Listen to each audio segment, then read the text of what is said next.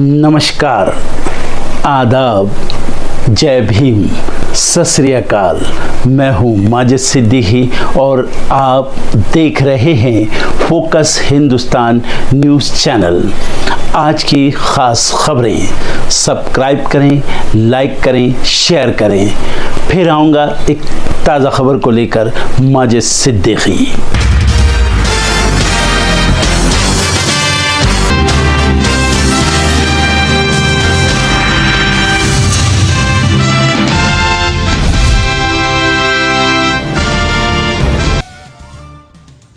UGC draft के खिलाफ नहीं थम रहा विवाद। जंतर मंतर पर डीएमके के प्रोटेस्ट में शामिल हुए राहुल अखिलेश, छात्रों की मांग का किया समर्थन। भारतीयों के डिपोटेशन पर संसद में हंगामा, विपक्ष ने हथकड़ी पहनकर सदन के बाहर किया प्रदर्शन। एग्जिट पोल के बाद आप सांसद संजय सिंह ने किया जीत का दावा, बोले दिल्ली में हम जीत रहे, हमारी गारंटी जीत रही है। वोटिंग के बाद फॉर्म 17C चुनाव आयोग की वेबसाइट पर डालने की मांग, सुप्रीम कोर्ट में जनहित याचिका दायर। म्यांमार सीमा पर कटीले तार लगाने का विरोध, 3 राज्यों में काम शुरू नहीं, नगा संगठन की चेतावनी, प्रोजेक्ट में काम किया तो गंभीर नतीजे होंगे। सपा प्रमुख अखिलेश यादव ने चुनाव आयोग पर साधा निशाना, कहा चुनाव आयोग को भेंट करना होगा सफेद कपड़ा। मिल्कीपुर विधानसभा उपचुनाव में धांधली के आरोपों पर सपा सांसद डिंपल यादव का बयान, कहा आंखें मूंद कर बैठा है चुनाव आयोग। दिल्ली चुनाव को लेकर आए एग्जिट पोल पर संजय राउत का बड़ा बयान, कहा ये एग्जिट पोल है, असल पोल के नतीजे 8 तारीख को होंगे तय। कांग्रेस का केंद्र पर हमला, जयराम रमेश ने उठाया यूसीसी से लेकर जनगणना में देरी और गजा के भविष्य का मुद्दा। जेडीयू के पूर्व विधायक अनंत सिंह को एमपीएमएलए कोर्ट से बड़ा झटका, जमानत याचिका हुई खारिज। डोनाल्ड ट्रंप का गजा पर कब्जा कर रिजॉर्ट बनाने का प्लान, विरोध में आया सऊदी अरब, कहा हम फिलिस्तीन के हैं साथ, बेदखली बर्दाश्त नहीं करेंगे। बांग्लादेश में फिर हिंसा, पूर्व पीएम शेख हसीना के पिता के घर तोड़फोड़, हसीना बोली याद रखना इतिहास बदला लेता है। रहीम अल हुसैनी को आगा खान का उत्तराधिकारी किया गया घोषित, दुनिया के करोड़ों इस्माइली मुसलमानों के लिए नए धार्मिक लीडर होंगे अल हुसैनी। अमेरिका में बर्ड फ्लू के नए मामले ने बढ़ाई चिंता, अब गायों में पाया गया नया स्ट्रेन, दिसंबर 2024 में मिली जानकारी। अमेरिका में राष्ट्रपति डोनाल्ड ट्रंप के खिलाफ प्रदर्शन, एलन मस्क और प्रोजेक्ट 2025 को लेकर लोगों में नाराजगी। आरबीआई रेपो रेट में कर सकता है 25 बीपीएस की कटौती, बैंक ऑफ बड़ौदा की रिपोर्ट में किया गया दावा। भारतीयों ने खरीदा 5.15 लाख करोड़ से ज्यादा का सोना, 2025 में घटेगी मांग, WGC विश्व स्वर्ण परिषद की रिपोर्ट में किया गया दावा। ऑस्ट्रेलियन क्रिकेटर मार्कस स्टोइनिस ने वनडे से लिया रिटायरमेंट, चैंपियंस ट्रॉफी टीम में चुने गए थे मार्कस, रिप्लेसमेंट का भी जल्द कर सकते हैं ऐलान। लव्यापा की स्क्रीनिंग में दिखे तीनों खान, सलमान खान ने आमिर खान को लगाया गले, शाहरुख ने किया किस, तस्वीरें हुई सोशल मीडिया पर वायरल, जूही चावला भी आई साथ नजर। टीवी एक्टर आमिर ने संजीदा संग तलाक पर की बात, बोले खुद को संभालने में लगा काफी वक्त, लेकिन अब मैं खुश हूं।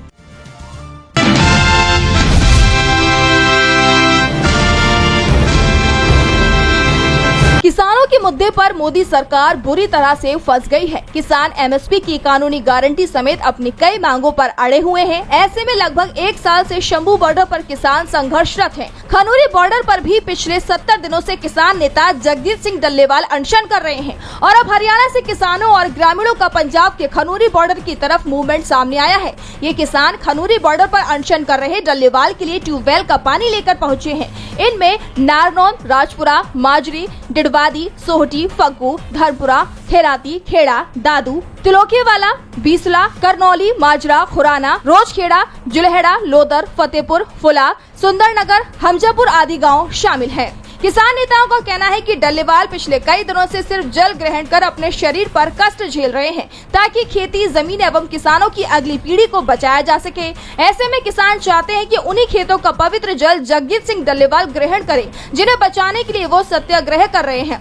किसान नेताओं ने कहा कि ये सिर्फ पानी नहीं है बल्कि उन हजारों किसानों की भावना है जिन्हें ये लगता है कि एमएसपी गारंटी कानून बनवाने के लिए चल रहे किसानों के इस आंदोलन में सहयोग करना जरूरी है। इसी तरह 6, 8 और 10 फरवरी को हरियाणा के किसानों के बड़े जत्थे जल को लेकर दाता सिंह वाला खनूरी मोर्चे पर पहुंचेंगे। किसान नेताओं ने सभी किसानों से अपील की है कि मोर्चे का 1 साल पूरे होने पर 11 फरवरी को रतनपुरा, 12 फरवरी को दाता सिंह वाला खनूरी और 13 फरवरी को शंभू मोर्चे पर आयोजित महापंचायतों में ज्यादा से ज्यादा संख्या में पहुंचे। यानी किसानों ने ताकत प्रदर्शन करने की पूरी तैयारी कर ली है। आपको बता दें कि इस बार के बजट से भी किसानों को काफी उम्मीद थी, लेकिन फिर उन्हें निराशा हाथ लगी और 14 फरवरी को सरकार के साथ उनकी बैठक है, लेकिन इससे पहले वो अपने शक्ति प्रदर्शन की तैयारी में लगे हुए हैं। अगर एक बार फिर किसान बॉर्डर पर इकट्ठे हो गए तो मोदी सरकार के लिए मुश्किलें खड़ी हो सकती हैं।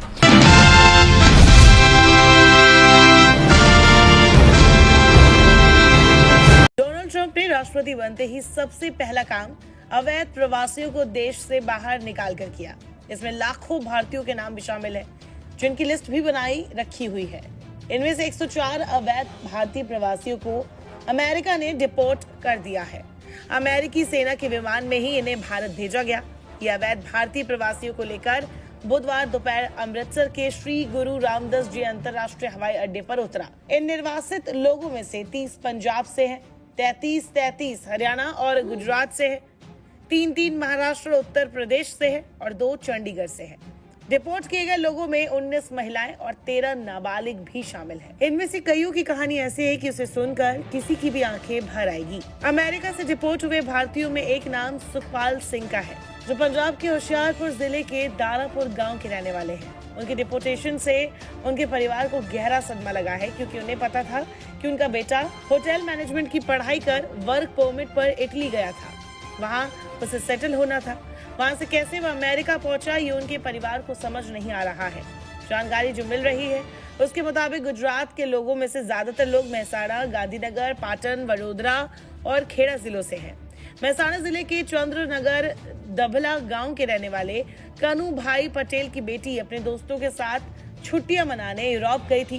कनू भाई ने मीडिया को बताया कि उन्हें नहीं पता कि यूरोप पहुंचने के बाद उसने क्या प्लानिंग की और आखिरी बार उससे 14 जनवरी को बात हुई थी। पंजाब के होशियारपुर जिले के थलिया गांव के रहने वाले 40 साल के हरविंदर सिंह की कहानी तो सबसे दर्दनाक है। इनकी पत्नी कुलजिंदर कौर ने एक धोखेबाज ट्रैवल एजेंट के खिलाफ आवाज भी उठाई है। ये एजेंट उनके पति को अमेरिका तक सुरक्षित और जल्द पहुंचाने का झूठा वादा कर फंसाने का काम कर रहा था। इसके बजाय हरविंदर को जानलेवा डंकी रूट पर धकेल दिया गया, जहां उन्होंने 10 महीने की खौफनाक यात्रा झेली। इस पूरी घटना ने परिवार को 42 लाख रुपए के भारी कर्ज में डुबो दिया है। सर, घर के तो आप देख ही रहे हैं कि हमारे घर के हालात कैसे हैं। अब वो 10 महीने पहले गए थे अमेरिका तो पहुंचे नहीं। ट्रंप ने जैसा भी, आप देख रहे हैं कि अमेरिका के हालात कैसे हैं, इतनी सख्ताई हो चुकी है। तो 15 तारीख को मेरी लास्ट बार बात हुई थी उससे, मेरे हस्बैंड से। उसके बाद कोई आज तक कोई कांटेक्ट नहीं हुआ। तो आज खबर मिली है कि वो उसको डिपोर्ट किया गया है। हरविंदर की पत्नी कुलजिंदर ने बताया कि गरीबी ने उनके पति को विदेश में बेहतर भविष्य की तलाश करने के लिए मजबूर किया था, लेकिन उन्होंने कभी भी अवैध रास्ता अपनाने की योजना नहीं बनाई थी। एजेंट ने आश्वासन दिया था कि हरविंदर महज 15 दिनों में अमेरिका पहुंच जाएंगे, जिसके लिए उसने 42 लाख रुपए की मांग की थी। इस रकम को जुटाने के लिए परिवार ने अपनी एकमात्र जमीन गिरवी रख दी और निजी साहूकारों से ऊंची ब्याज दर पर कर्ज लिया। भावुक स्वर में अब कुलजिंदर न्याय की गुहार लगा रही है। उन्होंने मीडिया के सामने कहा, 10 महीनों तक मेरे पति को एक देश से दूसरे देश में भटकाया गया। पहले उन्हें करीब 1.5 महीने तक ब्राजील में रखा गया, फिर चीन सहित कई अन्य देशों से गुजारा गया। ऐसा लग रहा था मानो उन्हें किसी शतरंज के मोहरे की तरह इधर उधर भेजा जा रहा हो। परिवार अब कर्ज और धोखाधड़ी के इस मामले में न्याय की मांग कर रहा है। हरविंदर ने आखिरी बार 15 जनवरी को अपने परिवार से बात की थी, जिस दिन वो मैक्सिको से अमेरिका में घुसने की तैयारी कर रहे थे।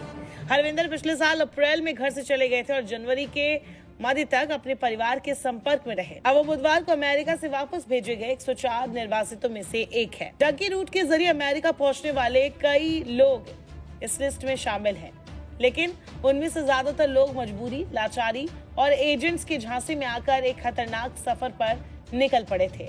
इनमें से ज्यादातर परिवारों में किसी ने अपनी भैंस बेची तो किसी ने अपनी खेत जमीन, लेकिन आज ये सारे परिवार कर्ज तले और डूब गए हैं।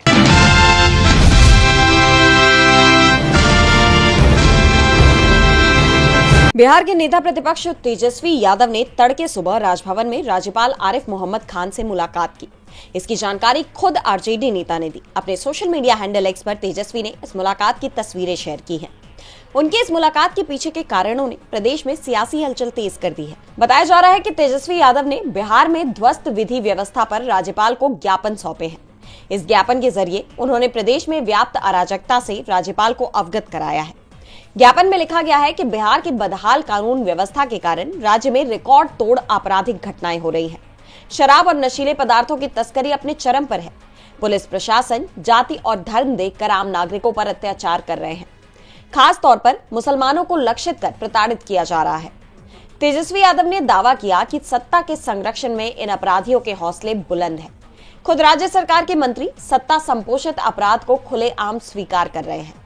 प्रदेश में अराजकता और अव्यवस्था की चिंताजनक स्थिति है और मुख्यमंत्री इन सब से बेखबर है। यानी तेजस्वी यादव ने बतौर नेता प्रतिपक्ष प्रदेश में बिगड़ती कानून व्यवस्था की स्थिति राज्यपाल के सामने पेश कर दी है। साथ ही उन्होंने प्रदेश की सरकार पर अपराधियों को संरक्षण देने का भी आरोप लगाया। ऐसे में राज्य सरकार सवालों के घेरे में आ गई है। वहीं आरजेडी नेता की राज्यपाल से इस अचानक मुलाकात को लेकर भी कई तरह के सवाल उठ रहे हैं कि क्या ये मुलाकात कोई बड़ा राजनीतिक खेल है या फिर ये महज एक औपचारिक मुलाकात है।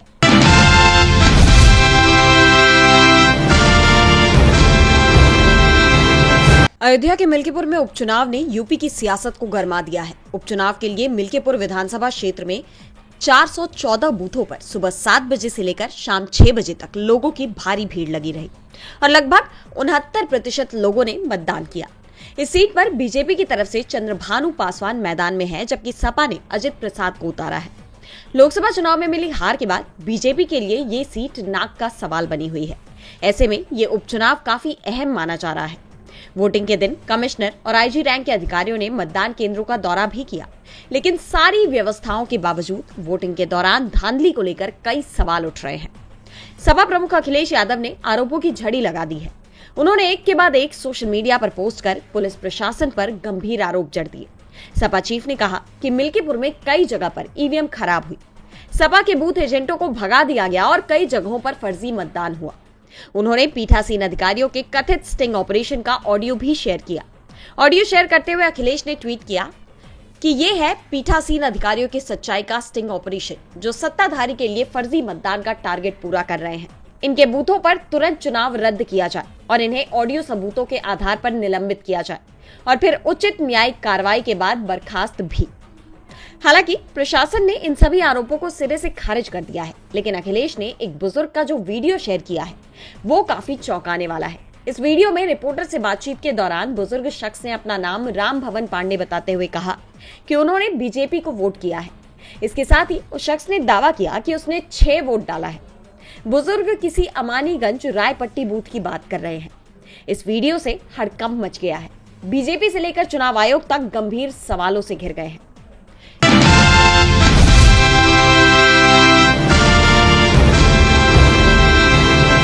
जम्मू कश्मीर के पूर्व सीएम की डेमोक्रेटिक प्रोग्रेसिव आजाद पार्टी के ऊपर खतरे के बादल मंडरा रहे हैं। पार्टी के कई नेता उनका साथ छोड़ने की तैयारी में हैं। कहा जा रहा है कि जम्मू कश्मीर के पूर्व मुख्यमंत्री गुलाम नबी आजाद के नेतृत्व वाली डेमोक्रेटिक प्रोग्रेसिव आजाद पार्टी का राजनीतिक सफर केंद्र शासित प्रदेश में अपने अंतिम पड़ाव पर हो सकता है। मिली जानकारी के मुताबिक साल 2022 में कांग्रेस छोड़ने वाले सभी नेताओं ने फिर से बड़ी पुरानी पार्टी में शामिल होने का फैसला किया है। कहा जा रहा है कि पूर्व विधायक ताज मोहिउद्दीन के नेतृत्व में कई नेता अगले कुछ दिनों में फिर से कांग्रेस में शामिल होने वाले हैं। ताज ने आजाद की पार्टी में शामिल होने के लिए अगस्त 2022 में कांग्रेस छोड़ दी थी। बाद में उन्होंने पिछले साल अगस्त में पार्टी से इस्तीफे की घोषणा की और फिर उरी निर्वाचन क्षेत्र से एक स्वतंत्र उम्मीदवार के रूप में 2024 का विधानसभा चुनाव लड़ा, लेकिन असफल रहे। बताया जा रहा है कि कांग्रेस में फिर से शामिल होने का इरादा रखने वाले अन्य नेताओं में जीएम सरूरी, देवसर से मोहम्मद अमीन भट्ट, अशोक कुमार, गुलजार अहमद वानी और अन्य शामिल हैं, जिनकी इस हफ्ते जम्मू या नई दिल्ली में बड़े पैमाने पर फिर से शामिल होने की उम्मीद है। कांग्रेस में फिर से शामिल होने की उम्मीद रखने वाले कई नेताओं ने पिछले साल ही डीपीएपी से इस्तीफा दे दिया था।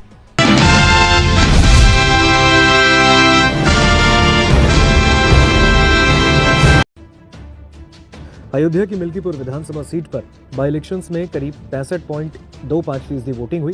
2022 के विधानसभा चुनाव से ये 5% ज्यादा है।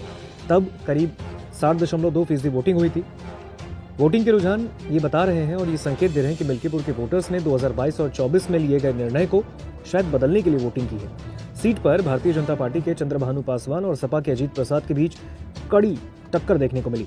बीजेपी के बूथ लेवल कार्यकर्ता भाजपा के कोर वोटर को मतदान केंद्र तक लाने के लिए ताकत झोंकते दिखे, तो वहीं सपा कार्यकर्ता पासी समाज के साथ मुस्लिम यादव के बीच एक्टिव रहे। हालांकि मतदान के बीच सपा ने बीजेपी पर आरोप भी लगाए। सपा कैंडिडेट अजीत प्रसाद ने कहा कि जीत सपा की होगी, लेकिन भाजपा के लोग वोटर्स को प्रभावित कर रहे हैं। देखिए, समाजवादी पक्ष में वोट पड़ रहा है, लेकिन यहाँ पे कुछ अराजक तत्व है जो मतदाताओं को प्रभावित कर रहे हैं, उनको वोट नहीं डालने दे रहे हैं। और यहाँ पुलिस प्रशासन जो लगी हुई है वो भी दबाव बना रही है समाजवादी पार्टी के पक्ष में वोट ना पड़े। लेकिन मिल्कीपुर की सम्मानित जनता जो है सिर्फ और सिर्फ अखिलेश यादव जी की साइकिल पे ही मोहर लगा रही है। देखिए, हम समाजवादी की पूरी तैयारी है, सारे पोलिंग बूथ पे हम लोग की एजेंट है, लेकिन कुछ शिकायत मुझे मिल रही है कि वहाँ पे एजेंटों को बाहर रखा जा रहा है और मतदाताओं को दबाया जा रहा है, धमकाया जा रहा है प्रशासन के द्वारा, और उनको वोट डालने नहीं दिया जा रहा है। देखिए, मुझे यहाँ जहाँ पे आप खड़े हो घाटमपुर में शिकायत मिली है, शिवनाथपुर पे मिली है, कुमारगंज में मिली है, ऐसे सैकड़ों जगह से शिकायत मुझे मिल रही है। और मैं यहाँ पहुंचा तो आपने भी देखा, अपने कैमरे में कैच भी किया है ये घटना को। देखिए, उच्च अधिकारियों से बात हो रही है कि निष्पक्ष चुनाव कराया जाए, समाजवादी पार्टी के पक्ष में यहाँ के मतदाता है। हालांकि मतदान अब खत्म हो चुके हैं और 8 फरवरी को रिजल्ट आते ही ये साफ हो जाएगा कि लहर भाजपा या सपा में से किसके पक्ष में थी। हालांकि ग्राउंड लेवल पर भाजपा के लिए भी राहत की खबर मिलती दिखी है। बताया जा रहा है कि बीजेपी के रूठे हुए नेताओं को मनाने में सीएम योगी सफल दिखे हैं। भाजपा कैंडिडेट चंद्रभानु पासवान की साफ छवि का फायदा भी मिलता दिखा है पार्टी को। भाजपा सवर्ण वोटर के साथ दलित, पिछड़ा वर्ग और मुस्लिम वोटर को अपनी तरफ ला सकी है। 6 महीने में 2 दलित बेटियों से दुष्कर्म की भी वारदात हुई। सपा कानून व्यवस्था पर बीजेपी के खिलाफ काफी माहौल बना रही थी, लेकिन स्थानीय सूत्रों का कहना है कि चुनाव में बीजेपी का पलड़ा भारी हो सकता है। हालांकि इसको बेहतर तरीके से समझने के लिए बीते 3 चुनाव के नतीजों पर भी गौर करते हैं। 2022 के चुनाव में यहाँ अवधेश प्रसाद जीते, जो कि अब सपा के सांसद भी हैं। साल 2017 में भाजपा जीती, गोरखनाथ विधायक बने और सपा के अवधेश प्रसाद को हरा दिया। बाबा गोरखनाथ ने अवधेश प्रसाद को 28,276 वोटों से हराया। साल 2012 में अवधेश प्रसाद जीते, सपा को 73,803 वोट मिले और वहीं बीजेपी के कैंडिडेट 32,972 वोट पर सिमट गए। सीएम योगी के नेतृत्व में जिस तरह भाजपा ने बीते 6 महीने में चुनाव की तैयारी की, उसके आगे सपा की चुनावी तैयारी भी थोड़ी फीकी दिखी है, और ये कहना है कुछ पॉलिटिकल एक्सपर्ट्स का। इस बीच भाजपा के अध्यक्ष भूपेंद्र चौधरी ने कहा, मिल्कीपुर में सीएम योगी आदित्यनाथ के नेतृत्व में सरकार और संगठन के समन्वय से चुनाव प्रचार किया। मिल्कीपुर की जनता अब सपा की हकीकत जानी है। कार्यकर्ताओं ने दिन रात चुनाव में जीत के लिए मेहनत की। सभी जाति और समाज का समर्थन भाजपा को मिला। जनता ने बीजेपी प्रत्याशी चंद्रभानु पासवान के पक्ष में मतदान किया है और भाजपा रिकॉर्ड मतों से जीतेगी। वहीं आपको बता दें कि मिल्कीपुर विधानसभा सीट फैजाबाद लोकसभा सीट में आती है। 2024 में हुए लोकसभा चुनाव में इस सीट पर सपा के अवधेश प्रसाद ने बीजेपी के लल्लू सिंह को 7,733 वोटों से हरा दिया। अवधेश प्रसाद को 95,612 और लल्लू सिंह को 87,879 वोट मिले। इसके बाद अवधेश प्रसाद सांसद बने और मिल्कीपुर विधानसभा की सीट खाली हो गई और इसलिए वहां पर अब उपचुनाव कराना पड़ा। बहरहाल अब यहाँ कौन जीतेगा, लहर किसकी ओर होगी, चाहे सपा या भाजपा, ये 8 फरवरी को पता चलेगा।